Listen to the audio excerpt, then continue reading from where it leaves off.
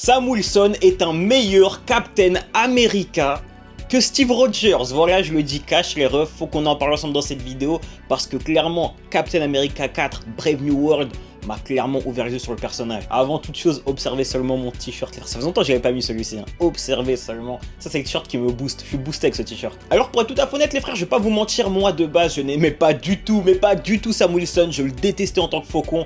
Énorme suceur de queue, les gars. J'aimais pas le personnage, je vais pas vous mentir. Pour moi, c'était un gros suceur de Captain. Je n'aimais pas du tout le personnage.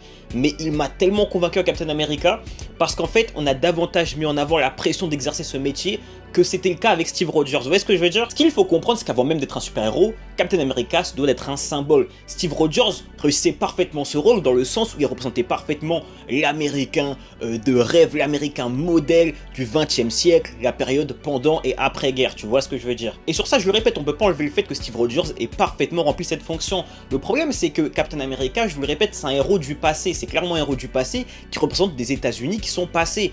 Tu vois, les États-Unis ne sont plus comme ça, et ce depuis un bon moment. À notre époque, on se sent pas concerné par Captain America, qu'on soit américain ou non, je veux dire. Hein. Genre, le symbole de patriote n'existe plus aujourd'hui, on ne va pas se mentir. Et c'est justement en ça que Sam Wilson, pour moi, est un meilleur Captain America, étant donné que j'ai trouvé ça bien mieux pensé, bien mieux écrit, et en fait, davantage d'actualité.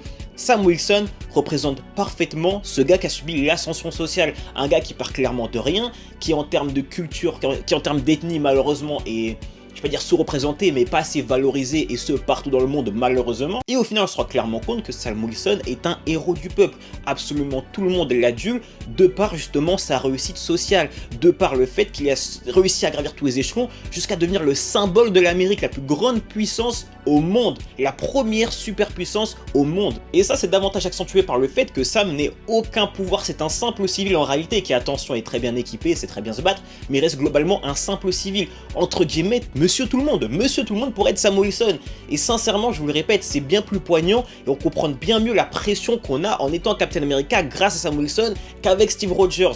Le rôle est vraiment réinventé, le personnage est vraiment réinventé et personnellement, je me suis plus senti touché par ça que par Steve Rogers. Non pas que Steve est mauvais, hein. Attention, ça reste lui comme le Captain America iconique, hein. C'est indéniable, c'est le vrai Captain America, c'est Steve Rogers, il n'y a aucun débat. Mais en termes de symbole, en termes de morale si je puis dire, de message passé, je trouve que Sam Wilson remplit bien mieux ce rôle. Vraiment, c'est beaucoup plus poignant, c'est bien mieux écrit, je trouve.